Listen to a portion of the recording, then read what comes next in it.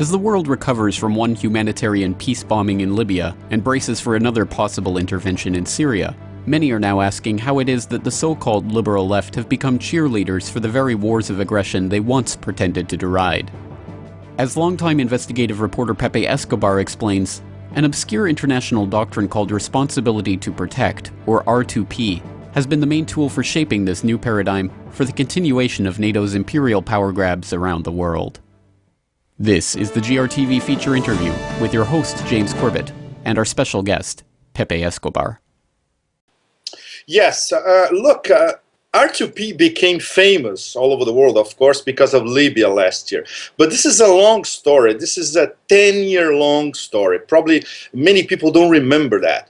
So I think it's important to come back to 2001, when the original concept was actually masterminded by this fabulously named International Commission on Intervention and State Sovereignty.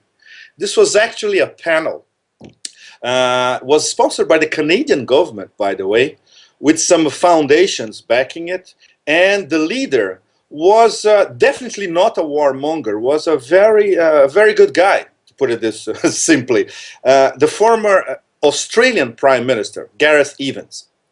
So the idea, the original idea was, I quote them, international community had a moral duty in terms of humanitarian intervention. So the original idea, of course, was altruistic. They were probably thinking about Rwanda. They were probably thinking about the Congo. They were probably even thinking about the Khmer Rouge in the 70s, right? So, but let's see how this evolved in the long run. In 2004, this original idea was already being debated at the UN. And Kofi Annan established a panel to debate it. And the Security Council was very interested in authorizing, I quote them, the Security Council, military intervention only as a last resort. So they kept the original idea of that international commission that we mentioned a while ago. And very, very important, military intervention, like we saw in Libya last year, only as a last resort. Then we get to 2005, very important, when the UN General Assembly, at the time 191 countries, they endorsed a resolution that would support R2P, but there was no vote about it, okay? Very important, always considering that no military intervention was in the cards. And finally, in 2006, the UN Security Council, only the 15, the five plus the other non-permanent members, they voted a resolution number 1674. And this resolution was basically the core of R2P, involved in protecting civilians in armed conflict and protecting civilians from, I quote them again, genocide, war crimes, ethnic cleansing, and crimes against humanity. So if we look at this timeline, it looks very altruistic and very humanitarian. But the thing is how major foreign powers were going to use this carte blanche from the UN Security Council. This didn't happen in 2007, 2008, 2009, but it happened in 2010, but it happened in 2011. This didn't happen, for instance, in late 2008, early 2009, when Israel invaded Gaza, bombed Gaza, and killed at least documented 1,400 people, including a lot of women and children. Nobody talked about R2P.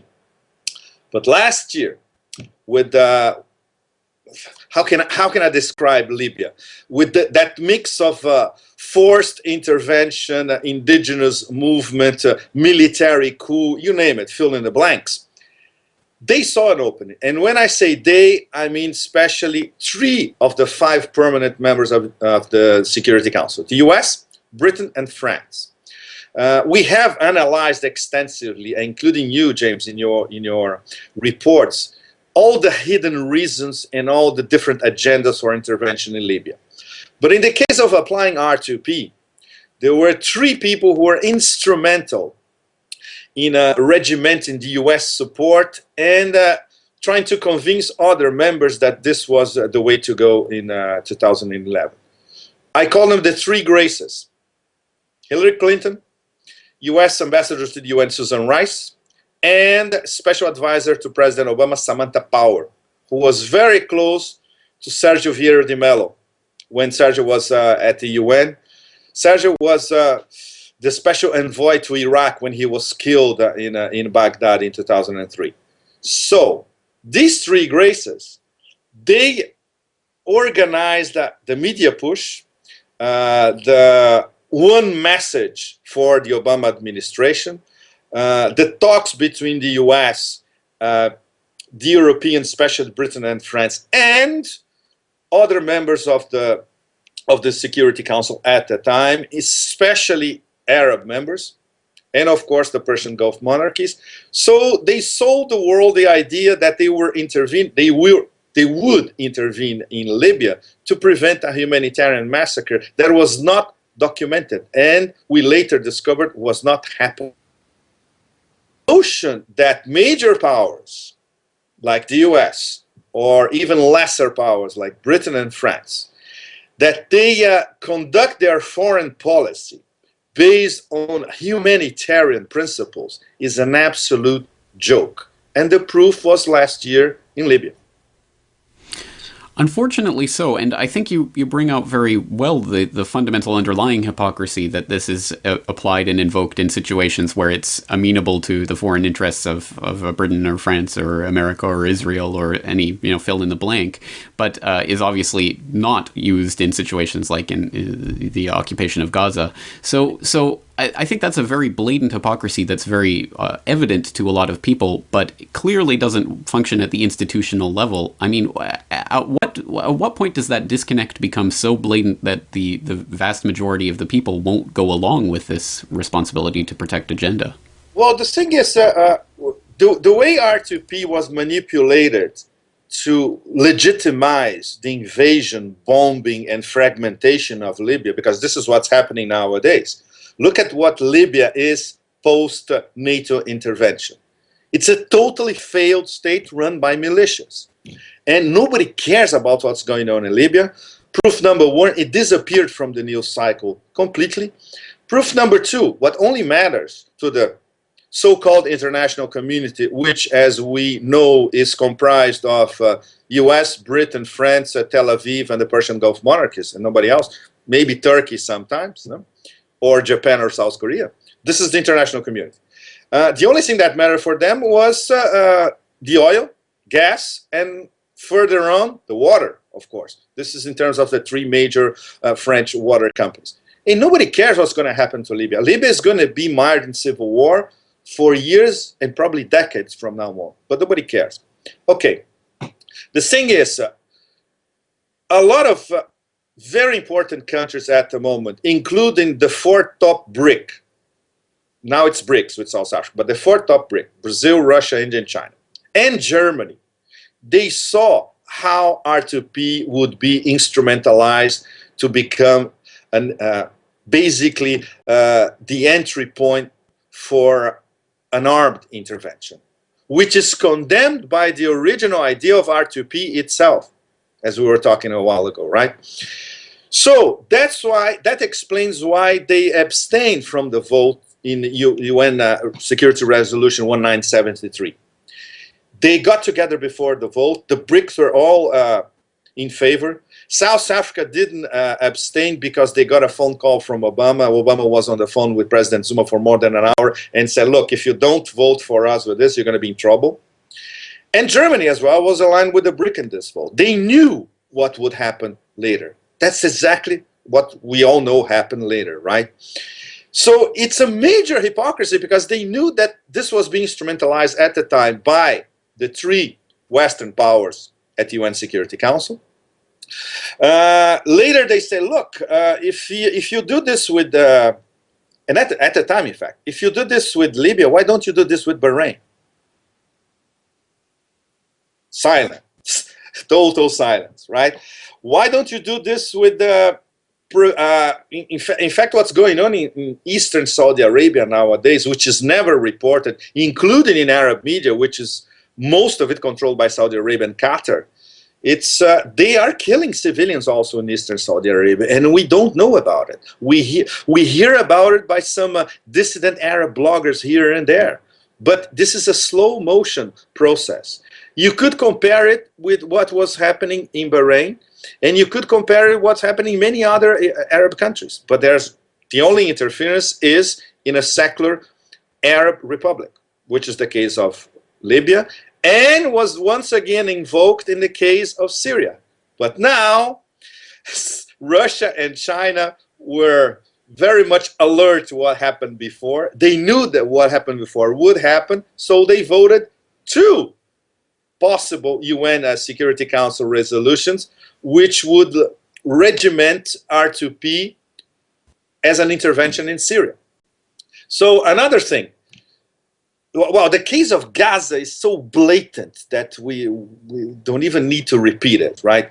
Why R2P was not invoked this past few years to prevent what we can describe very accurately, I would say, as a slow motion genocide of the Palestinian population? We all know the answers for that. The US will always veto it. And China was thinking, look, one of these days they're going to use R2P to go against us in terms of what's going on in Tibet and Xinjiang, especially in Tibet. What's been going on in Tibet, maybe it's not a genocide, but civilians are being killed in Tibet on a constant basis, at least since the late 1990s. Only to talk about this past 10 years, in order to talk about the span covered by R2P, when they started discussing R2P in 2001. In Xinjiang, it's the same thing. Xinjiang, there are 500,000 Chinese troops basically occupying Xinjiang, which is basically an immense desert with one big city, Urumqi, lots of villages, and the rest is desert, but with lots of oil and gas, and very close to Central Asia and close to Russia as well. It's a very strategic area for China. And China simply cannot envision any splitists, as they call it, movement in Xinjiang, right? Russia was saying, look, maybe they could use this against us in terms of Chechnya.